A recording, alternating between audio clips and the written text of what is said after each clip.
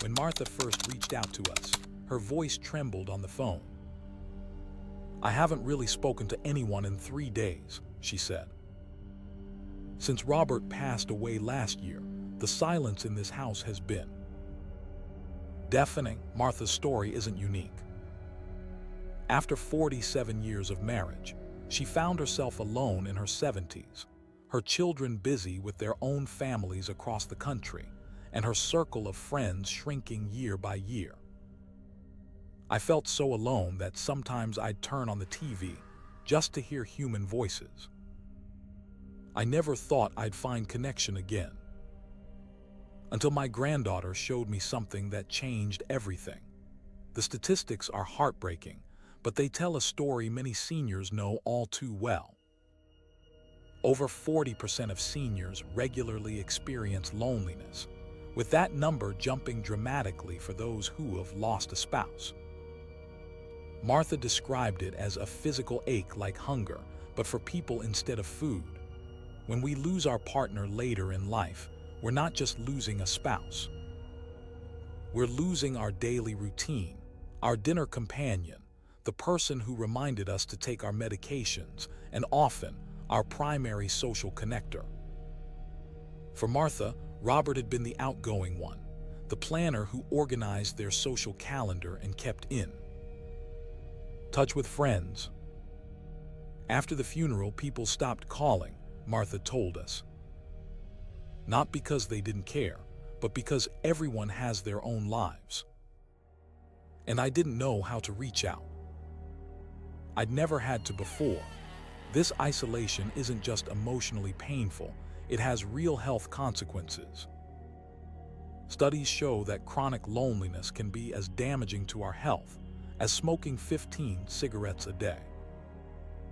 It increases risks of heart disease, depression, cognitive decline, and even premature death.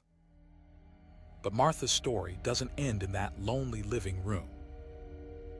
"I used to roll my eyes when my grandkids would try to show me their gadgets," Martha laughed. "I had a flip phone until 2019, and I was perfectly happy with it.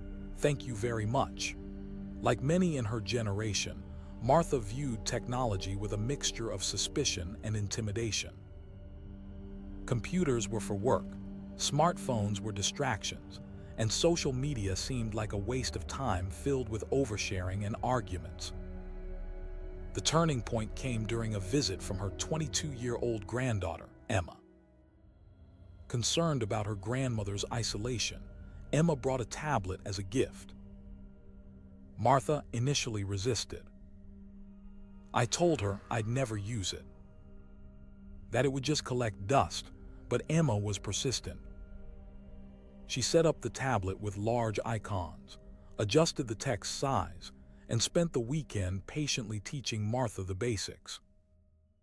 "What finally convinced me was seeing my great-grandchildren on a video call," Martha admitted. "They were so excited to show me their new puppy. I could hear their little voices and see their faces light up. I cried after Emma left, but for the first time in months, they weren't lonely tears." Martha's journey into online communities didn't happen overnight. It began with those video calls to family, scheduled weekly check-ins that gave her something to look forward to. But the real transformation started when Emma helped her join a Facebook group for widows and widowers over 65. "I was nervous the first time I posted," Martha remembered. "I just wrote a simple introduction, my name, that I'd lost my husband and that I was feeling lost. I wasn't expecting much.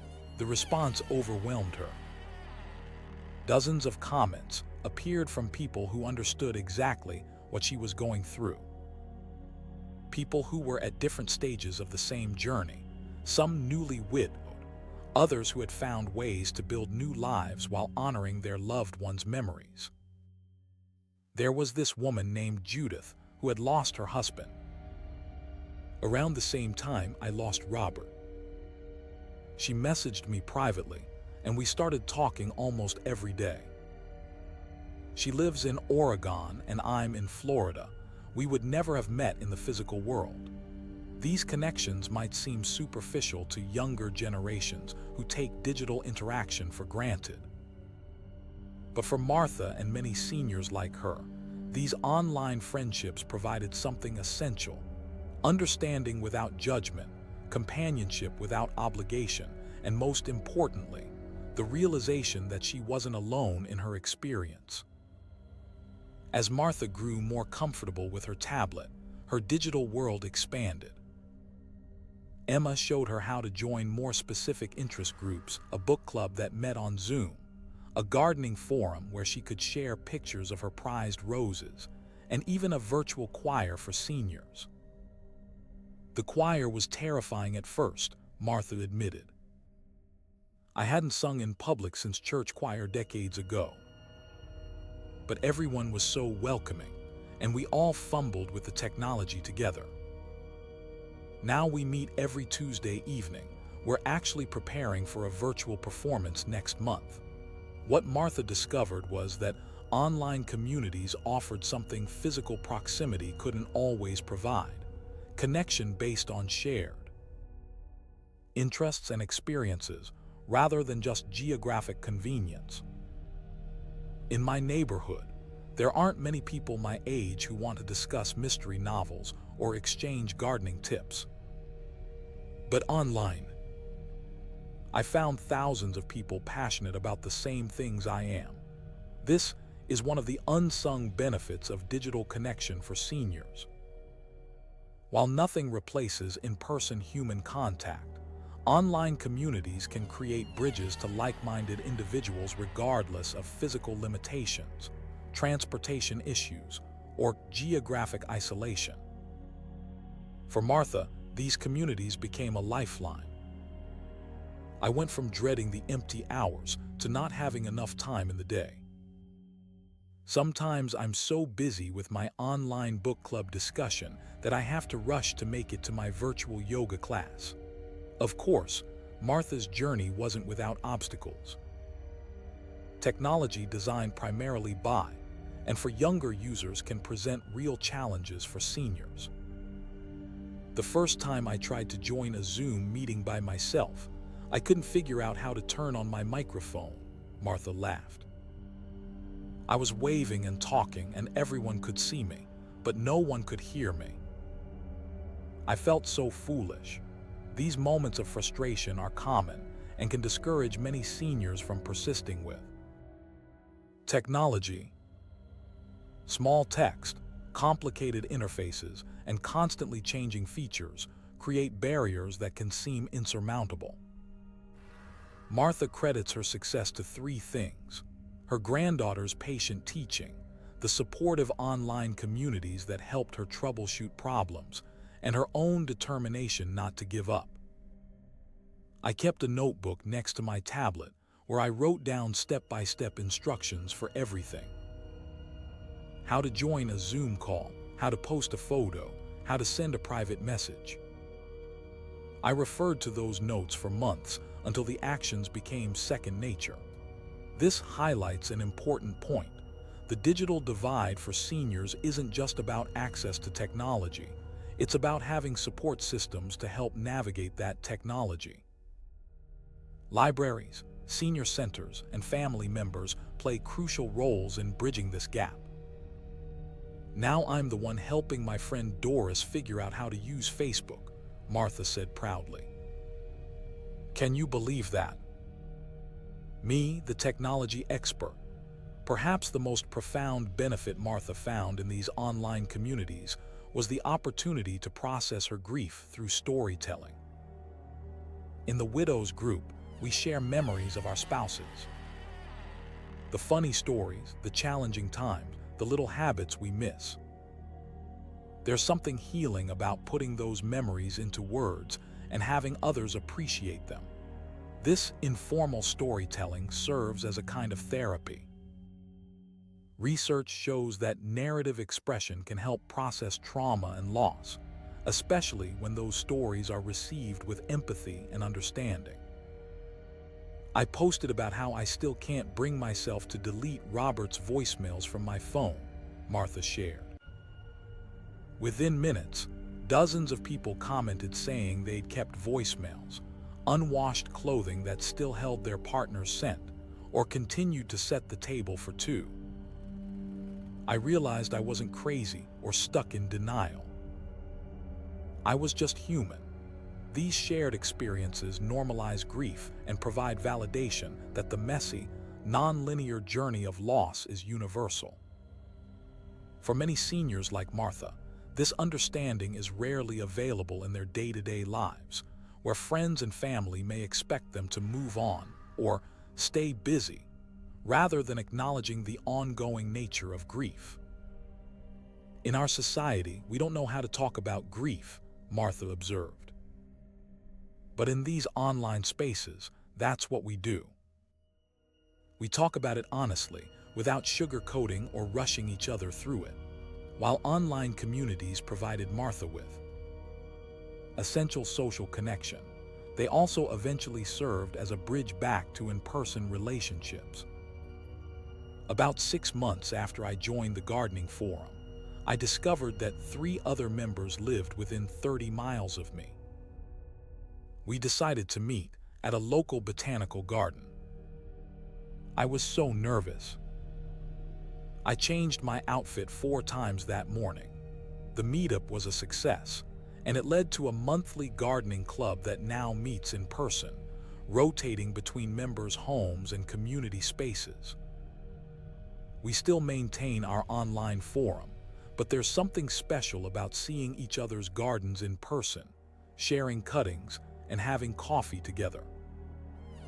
The online group gave us the foundation, but we've built something more on top of it. This pattern repeated with Martha's book club and even her widow support group, where members who lived in proximity eventually organized regional gatherings. Last summer, 5 of us from the widows group rented a beach house for a week. We'd never met in person before, but we'd shared so much online that it felt like reuniting with old friends. We laughed, we cried, we stayed up talking until 2 a.m. like teenagers. This progression from online to offline connection illustrates how digital communities can serve as catalysts for rebuilding social networks that may have diminished with age, loss, or relocation. The internet didn't replace my need for human contact, Martha explained. It helped me find my way back to it when I didn't know how to start over. One unexpected benefit of Martha's digital journey was the way it strengthened her relationships with younger generations in her family. My grandchildren used to visit out of obligation. They'd sit politely and ask about my health, but there wasn't much genuine connection, Martha admitted. Now they can't believe their grandmother is more active on Facebook than they are. My grandson actually asked for my advice about a podcast he's starting. By embracing technology, Martha found common ground with her grandchildren and great-grandchildren. She became someone they could relate to and engage with in meaningful ways. Emma and I have a Words with Friends game that's been going for months. She still beats me most of the time, but I'm getting better. It gives us something to talk about beyond the usual family updates. This intergenerational connection works both ways. Martha's grandchildren gain from her wisdom and perspective, while she benefits from their energy and fresh outlook. They've introduced me to TikTok, if you can believe it. I don't post videos, but I follow accounts about gardening and history. Sometimes I send them videos I think they'd find interesting. My 15-year-old great-grandson told me I have surprisingly good taste. I think that was a compliment. For many seniors, this bridging of the generation gap is profoundly meaningful. It allows them to remain relevant and engaged in the lives of their younger family members, rather than being viewed as out of touch or left behind by changing times. I don't want to be the grandmother who doesn't understand their world, Martha said. I want to be part of it, even if I'm viewing it through my reading glasses. Martha's journey from isolation to connection illustrates a path forward for the millions of seniors experiencing loneliness. Technology, often viewed as a force that separates people, can actually create meaningful bridges when used intentionally. I won't pretend that online communities completely erased my grief or loneliness, Martha reflected. I still have days when I miss Robert so much it's hard to breathe. But now when those days come, I have people to reach out to. People who understand. And that makes all the difference for seniors watching this who feel isolated. Martha's advice is simple. Start small. You don't have to master everything at once. Ask for help from family or your local library. Be patient with yourself. And remember that behind all the technology are just people who are looking for connection, just like you. If you're a family member of an older adult, consider how you might help them access these digital communities. Sometimes all it takes is patient guidance and encouragement to open a whole new world of connection. At 76, I never expected to find new best friends, Martha laughed. I never thought I'd be part of a virtual choir or planning beach vacations with women I met online. Life can surprise you at any age. If you're willing to try something new, online communities won't solve all the challenges of aging, but they offer something precious, the reminder that we're not alone in our experiences. As Martha put it in our final conversation, the greatest gift these digital connections gave me wasn't just company in my loneliness. It was the discovery that I still have something to offer, stories to tell, and friendships to form. That my life isn't over just because a chapter ended. For those feeling alone today, take that first small step. Reach out. Join a group. Post a comment. Behind those screens are real people with open hearts, ready to welcome you. Because no one should have to navigate loss or loneliness alone. And thanks to these digital connections, fewer people have to.